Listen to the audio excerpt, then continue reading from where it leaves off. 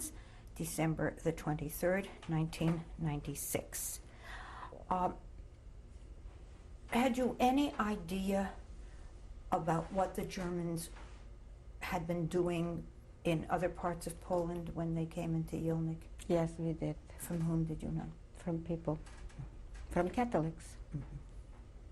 So did you prepare yourselves? Did you attempt to leave? No, we did not believe. We thought it's impossible because the Germans were so shrewd that you could not tell what they're doing. In what way were they We shrewd? did not think that he could take innocent people and just kill them. We had a priest in Yelnik. He said to my father, I'll give you the horses and a wagon. Take your family, go to Russia. My father didn't want to go. Why? Didn't want to leave the farm. Did anybody leave? A lot of where did people they went go? to Russia. From Yelnik? Yes. A lot of them went. How were the Ukrainians behaving towards him? Some of them were good, but otherwise we wouldn't survive. Some of them really made a big effort to help. And, you know, they were religious, and they said that nobody has a right to take away a life because God creates a life and God takes the life. No one human being could do this. Some of them are very sympathetic, but some of them were just to get rid of it. So in 1939, when the Germans were there, they were there for how long? About a half year? They were more than a half year, yeah. till 1941. Till the Germans were there till 41? I thought the Russians were there. No. Didn't they come back, the Germans, in 41? The Germans came back, then the Russians came. But then the Germans came back. Yeah. They traced When away. 1941, the Germans came back. Right. When the Germans were there, what rules and laws did they make? Did they have other actions? When they came in 1941, right away they started to take away everything by the Jewish people. Everything. What did they take? Everything. The silver, the gold, the rings, the properties, like the cows or the chickens, everything was taken away from the Jews. And right how away. did they do that? Just took it. They just came in and They took just it? took it. That's right. Was there a Judenrat in Yelnik? In Yelnik, no. In Turkey was a Judenrat. So if you wanted to be, you needed help or you wanted to talk to somebody, did you have to go to Turkey? Yes. Or was there anybody that you could talk to in Yelnik? No. You had to go to Turkey. Did you hide? And they couldn't help it. Did you hide anything in your homes? We hid the candelabras, tablecloths, pictures from everybody. But Where did you hide them? by a Christian. And they were good, but she said she had to destroy because they were, they checked them, they thought they were like instigating them, that they do something for Jewish people. And she had only one son and she's afraid when they're going to come up and find this. They was afraid with their own life. So she said she destroyed this. And so go fight City Hall, you can do nothing. What happened to your silver, your candelabras? She said she destroyed it. What other laws or persecutions were there from the Germans that affected you personally? But everything. They took away the best of our life. My parents, my siblings. How was that done? They just said that they are taking them to work. And we had working papers already. Me and my two sisters had working papers. From and whom? my father, from the Germans. The Germans gave it to you directly or through a Judenrat? No, they gave us directly because we went to plant forests. Where? In the woods. There was like grounds, free grounds, and we planted there forest trees. And that was you? My sister and my other sister and other children, and we were there under the Gestapo. Working. Did you live there, or did you go home at night? No, we go home at night. But then one day on I think it was on the 6th of July, they said everybody has to go. We have to say, they're resettling them to one place. So they took my grandfather, my aunt with a little girl, my mother with 2 sisters, and they took them to resettlement, but they placed them in a camp not far from Turkey. And we went there, we brought them food, because we had the working papers. And we supposed to bring them working papers, and they said when we bring them working papers, they're gonna be free. We went back home, we made the working papers, we came in the morning, nobody was there no more. How did they get them to Tarka? By trucks. By truck? Did they take things with them when they went? They took things, but that was nothing. No, they took some bundles with clothes, with changing things, you know, they took. And how long did they keep them in Tarka? In Turkey, they didn't keep them. They kept them just overnight. I'm telling you, we went to wake up the papers, and we came in the morning with the papers. Everybody was gone. It was empty. Do you know where they took them to? Well, we were told they took them to Auschwitz. But they told you, who told you? The Christians. When they left, were you there when they took them? No. And your brothers My brothers had were left before? My brothers left before. They were drafted to the Russian army. In 1940, when the Russians were there. Did you ever hear from your brothers? No. Any time? Nothing. None of them. Nothing at all. Now, We tried through the Blue Cross, to the Red Cross, nothing, nothing. your father remained with you, Yes. and did you continue working? No, we will continue to hide from one place to the other. Were you no longer working in the forests? No. Why? No, we were hiding already. Why were you, how did you manage to hide? By taking food from people. And the people were sympathetic with it. And then on November 17, they made Judenfrei. They made what Judenfrei? Judenfrei, that means no Jews. No, but where? Where did they make it Judenfrei? In Turkey. In Turkey. Oh. All over.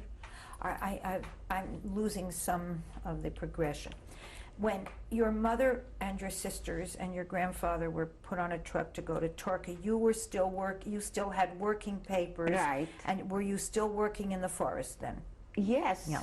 And when was the decision not to work in the forest? When did you stop working in the forest? When I the stopped woods? working after they took away the people, we saw already what's going on. So we started to hide. We were hiding in, they made bunkers to fight. So we were hiding in those bunkers. And we had one Christian who was in the first war with my husband in the war. He was very good, with my father, I mean. He was very good with my father, because my father had lost a brother in World War I. And so he was there. And in fact, when they took my parents, my mother and the siblings, they took by him the horses in the wagon to take them. But then when they took us, he also took by them. And he said to my father, if any of your children are going to survive, I'm going to help them. Just whispered. So that it was your two sisters, you and your father were left. Were you together? Yes. And where did you run to? Where did you hide? Every day in a different place. No more in our house.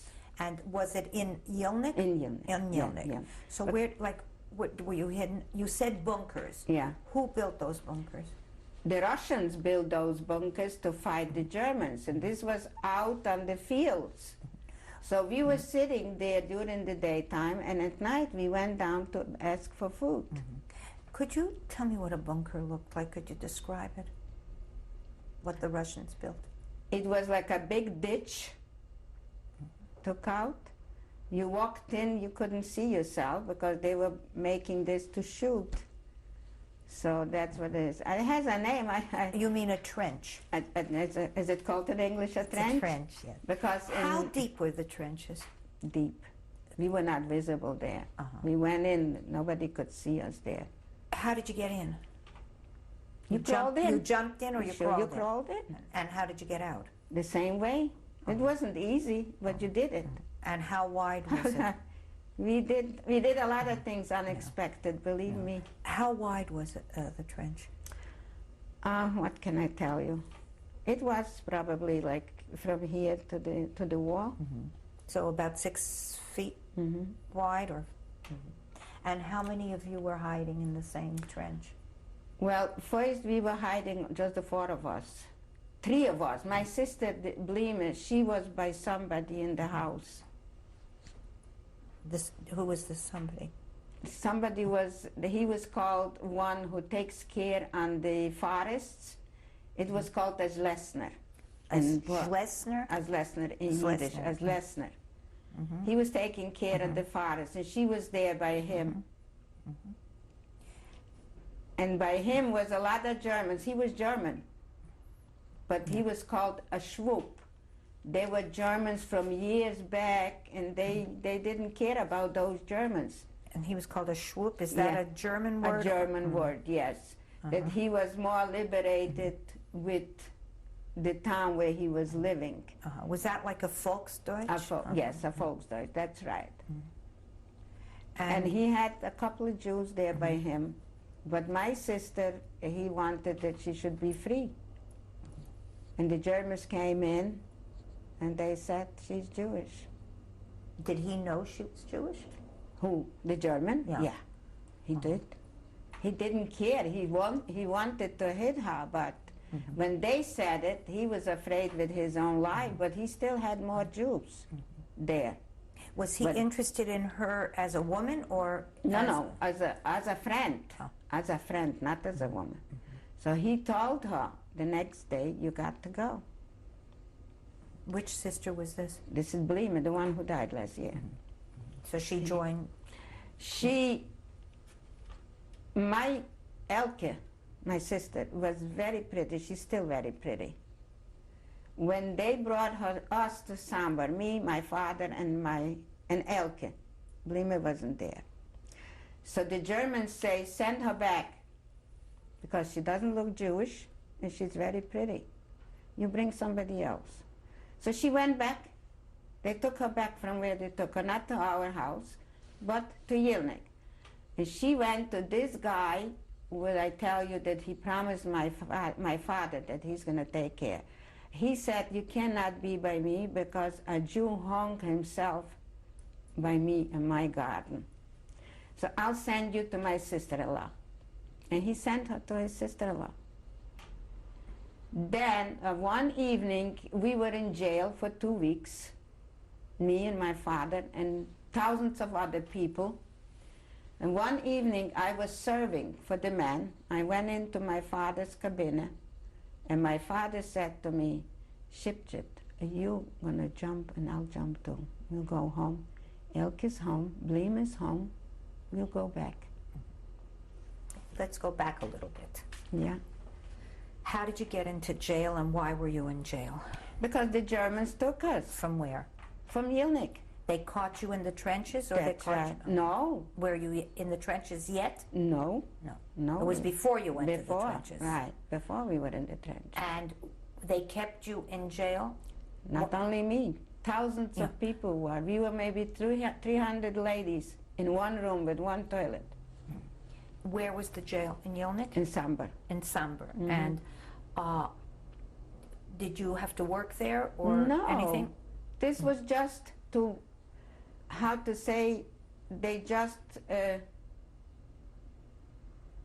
fed us just to survive, and then they transported us further Where did they transport you? to shoot. And Were you transported to? mhm. And where were you transported to? I didn't, because I jumped. I see. So you did not wait long enough to be transported. Yes, I did. No. You jumped from where? I did. When they loaded to the train, everybody. You were in Summer when they were loading the train. After the 2 weeks, Yeah. we were loaded to the trains without, the windows was like the little windows. Yeah. What kind of train? A regular train, but it was, they showed it on the show, the You same mean train. A cattle train? A cattle train, that's right, with little windows.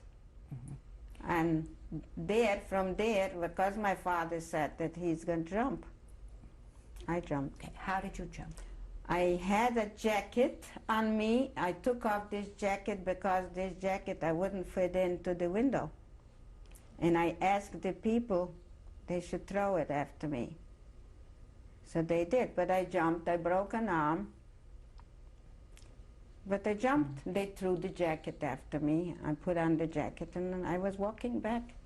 Was the window, did it have grating on it? No, it did not have grating. Otherwise, I wouldn't be able. Who opened the window? How could you, was it just an open hole or was it glass? There was an open window. It was not. It was a glass window, but I opened it.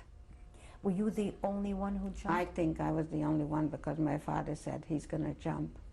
And was he in the same car with you? Yes, not in the same car, but in the same train. In the same train. The men were in different cars.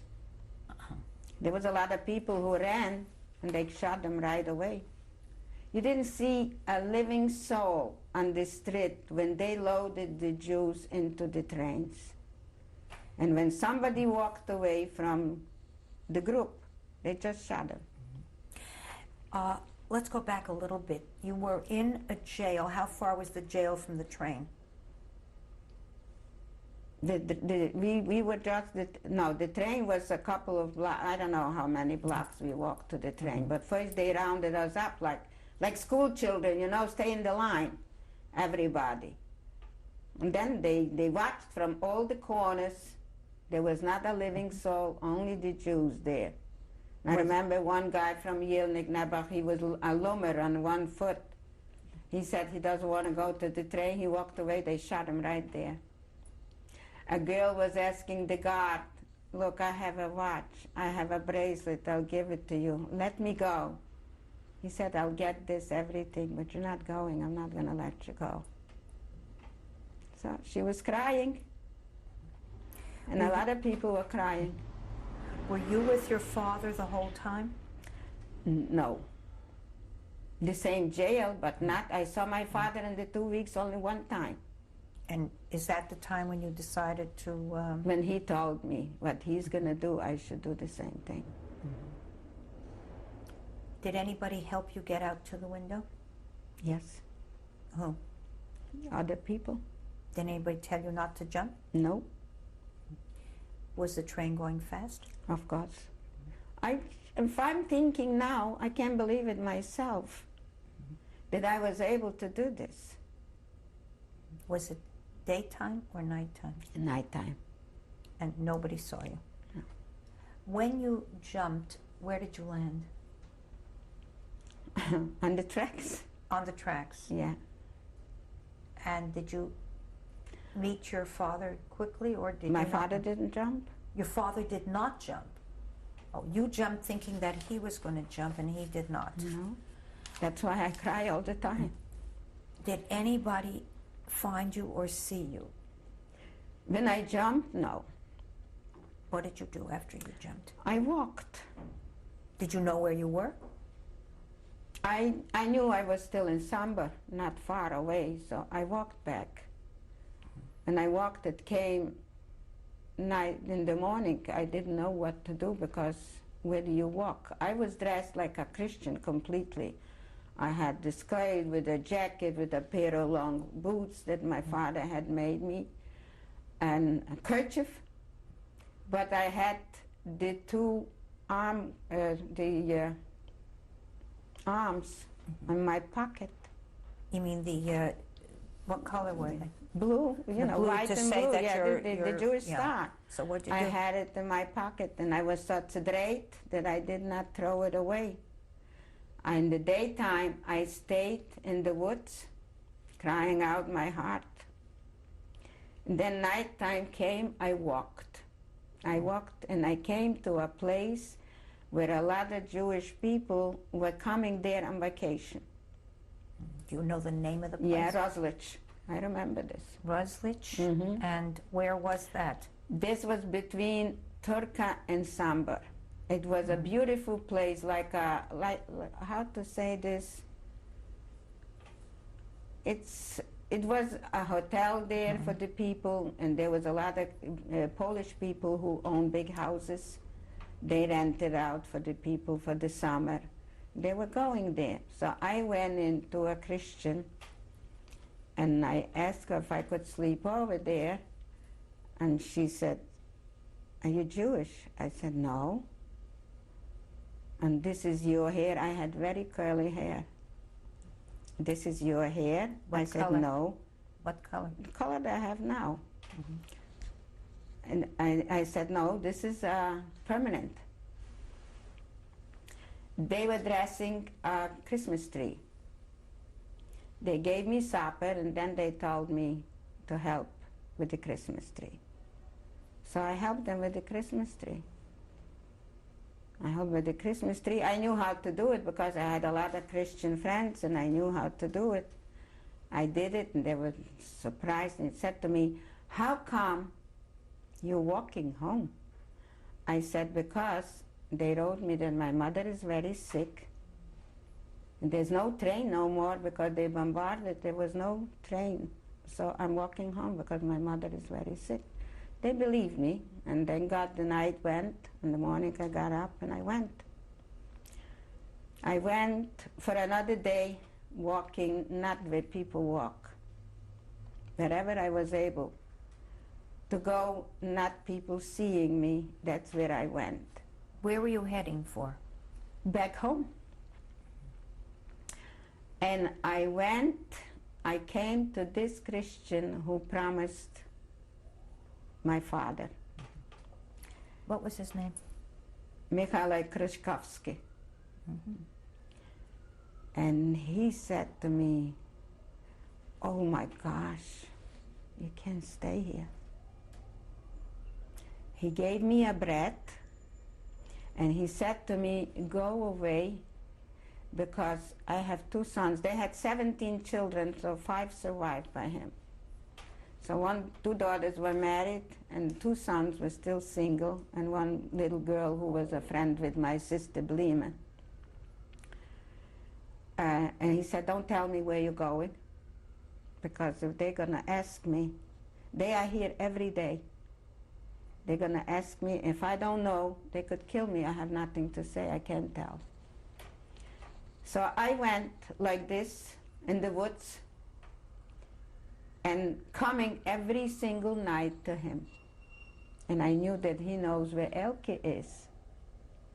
So Elke was there by a Christian, by his sister-in-law. She had a dream that a comb fell in to this guy's well. And she told the Christian when she brought her up food what she had a dream. And she said, "You know what this is? You're going to get a relative." She got up in the morning and she came to this Christian, and he told her, "I am here." You were not staying with him, but you were No. coming for bread every night. Right. And he said, "I'm here." And she said, "This is my dream." So I came in the evening, and we got connected. And we started walking in the fields, you know, and we didn't walk where people walked. We walked where people did not walk, and we didn't talk. We talked like this. Psst, psst, psst, psst. As we walk, we hear somebody's calling, "Blima, Feige, Elke, Feige, Elke." And I said, "Shh, I hear somebody calling." Shh. We stopped, and we heard its horse. So we started moving back where we started. And the closer we came, we started higher to make it psst, psst, she should stop yelling. And that's the way we got together. And together, we were hiding, and this Christian said to us, there are a lot of Jews in the woods. I'm going to make sure that you're going to be joining them. And Where did you and Elke meet? Where did Michal live? In Yilnik. In Yilnik. Yeah. And you and Elke met in Yilnik. Right. And where did you meet up with Blima? Also in Yilnik. In She Yilnik. came back from this German, and he told her that we just left. She also came to him because he was the best friend to my father. The German or Michal? No, the Michaela. Oh, she went to Michael, yeah. And she came and he said, we just left. So she went hollering after us. So where were you heading for? We were heading up to the fields. And you know what? That we started to come to our own house. We had a basement where we had potatoes in the wintertime. There was full of straw there. So we were hiding ourselves there under the straw. And the Germans came looking for us because we were making a fire, and we covered the windows with blankets, but still fire is fire. They came looking for us, and they were dressed in shoes. They didn't feel us, but we felt the way they were touching the straw. And when we got up out from there alive, we were saying only a miracle happened. We came to the Christian, and he told us that they were looking for us. They knew where we are, and you better don't stay there. But it was very cold, and we still went there, and we hear somebody's coming, and we had no way to run away. There were two Christian boys. One was going for priest. The other one was a very terrible bitch. Terrible. We knew something's going to happen. But it was a miracle. They said, girls, everybody knows that you are here and you better leave. And they left. They left. And we didn't believe it, that they left without us. And what did you do after that? What did I do after? We went to the woods. You went to the woods. Yeah. Did you still have, you said you made a mistake and you put your band, your armbands in your pocket. This when I walked home. Yeah. As soon I walked down, I met a little boy. I knew who his father was. He said to me, you know, I'm jumping now for the third time. I just came home, they took me again. He was 10 years old. He also jumped. Yeah. We walked together and we came on a bridge and there was Germans. They stopped us. And he told me to show my teeth because Jews had golden teeth. I didn't have, I had my own. And they asked me questions where I'm going, and I told them I'm going home. And as I say, I was dressed like a Christian. But if they would search me, I would have been killed right there. We're going to change our tape again. Okay.